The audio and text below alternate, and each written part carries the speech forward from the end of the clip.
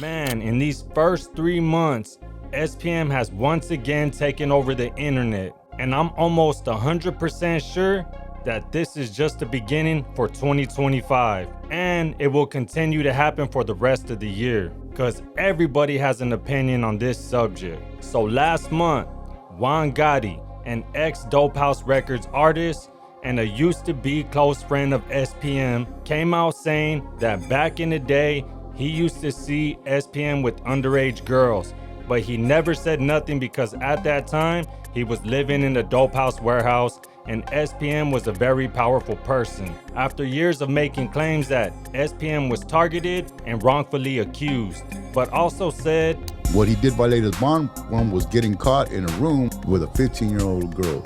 So even though he didn't do it to the 9-year-old, the fact is that he did get caught in a room with some underage chicks while he was on bond. Even though it was an alleged assault, the fact is that he broke that bond. Also, when he went into the rehab, because they sent him to rehab, he was going to only do like 2 years probation. What type of rehab was this? Sexual offenders. Oh, rehab. wow. It was like a rehab. Anyways, in there, he hooked up with a chick and he got kicked out of the rehab. And the chick's dude told the chick that if you don't file charges on this man, he's going to, like divorce her or leave her or whatever. Right. So she had to say that she got raped by Los in the rehab. So when they kicked him out, I think that's when he went back to court. And that's when all those things that I'm talking about right. was what led the judge to say you get 45 years. There wasn't one case where it was the main case about that little girl, but he had all this other stuff under him. Yeah, that's why they were like, man, look at this. You just violated your mom with a underage chick. You just got kicked out of the rehab now they said you raping. Yeah, they gave him 45, man. SPM and his daughter both cleared that up. And this time, they show receipts that many people have been waiting to see. As far as what Gotti said about me sleeping with underage girls, how I slept with a 14-year-old and lost my bond, how I was sent to a rehab for sex offenders or to some sex-related rehab. I had initially lost my bond because they said I had cocaine in my system. I got my bond reinstated because my lawyer had a private drug testing facility test me and I was clean. So their attempt to take my bond failed. Then, not long after, I did an interview with the newspaper. I said that I sip syrup daily and all this dumb shit I said. It was just work. But the judge ordered me to a substance abuse rehab in Kerrville, Texas, right near San Antonio. You will see everything I'm saying through official court documents.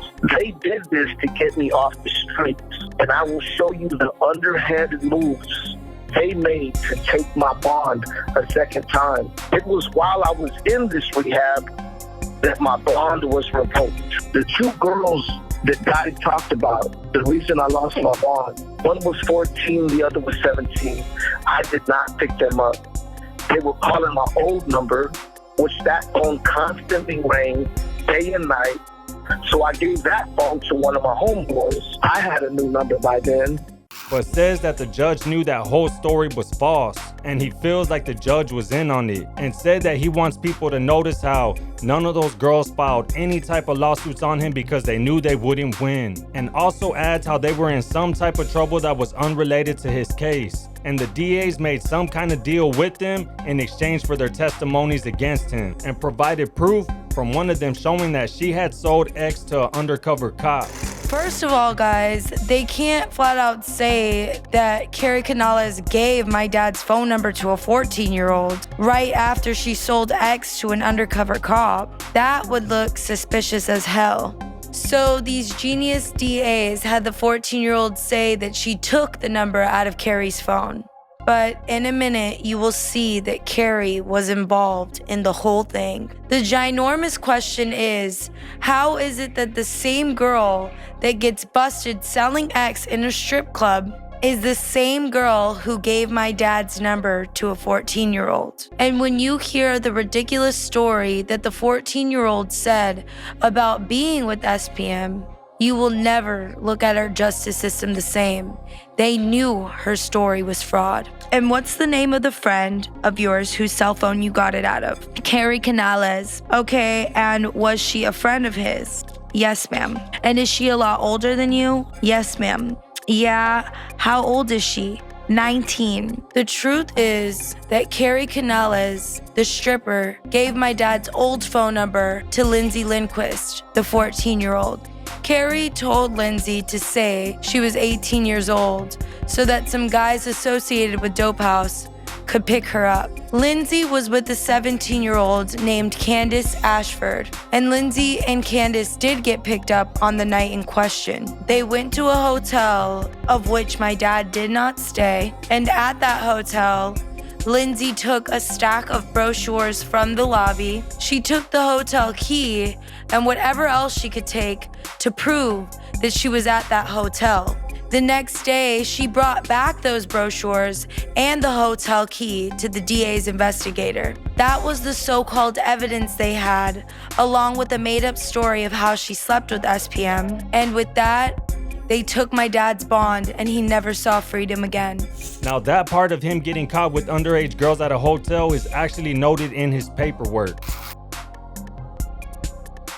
But it was written that both girls were 14 years old. And it's a question that many have pointed out, but it was never cleared up by SPM up until now. Now on that part of him being in a substance abuse rehab and getting his bond revoked and then getting locked up is something that I have to highlight. On a Donnie Houston phone interview, SPM claimed, "What happened was, bro, I was on like some kind of probation when I was going to court. I was on a probation where I had to do a piss test every Monday. It was some kind of probation because I was going to court. They put me on some kind of weird thing where I had to report every Monday and then do a drug test. So I couldn't smoke no weed in that. I remember I was at Chico's Sports Bar on a Sunday night getting fucked up. You know, I was just getting drunk. And man, I could barely walk. I said, man, I'm going to wreck my car. You know, so I'm in the restroom and I see some dudes snorting some coke and they dip it with their car keys. And I said, man, dame un llavecito, that means give me a little key. And, oh, de nada, you know, no problem. I mean, so they dip their car key in the coke and they hit me up on one nostril, then they dip it again and they hit me up on the other nostril so I can wake up and I can drive home. Totally forget that I did that. And the next day I go do the piss test.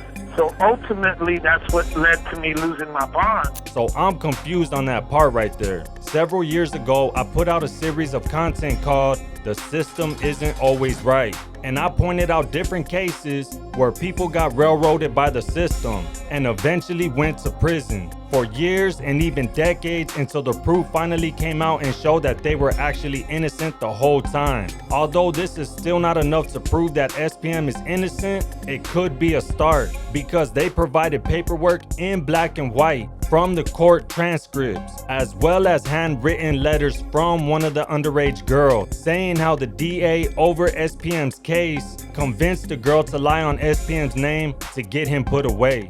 My testimony for Carlos Coy's freedom. Background information: Candace Dawn Ashford, birth date 8/5/1984, birthplace Southeast Houston Memorial Hospital, Houston, Texas. October 2000, I was arrested for terroristic threat and assault causing bodily injury. October 13th, 2000, arrested for battery and running away.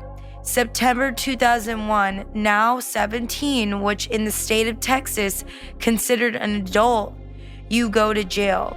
Arrested for Class A with bodily injury on my mom. Montgomery County Sheriff or officer came to my friend's house. Nobody knew I was there. He hands me a subpoena and says, "You have two choices here. Choice one, go to court and testify that I knew that Carlos Coy, SPM, knew Lindsay's age and that she told him she wasn't 18. Choice number two, if I did not go and say exactly that, I would be charged with accessory to statutory rape and he would make sure I spend my life in prison." So I go to the courthouse with him. Taking me there, him, sheriff, he goes over what I'm to say. I go on the stand. The prosecutor tells me to point out Mr. Carlos Coy to her, so I did. No.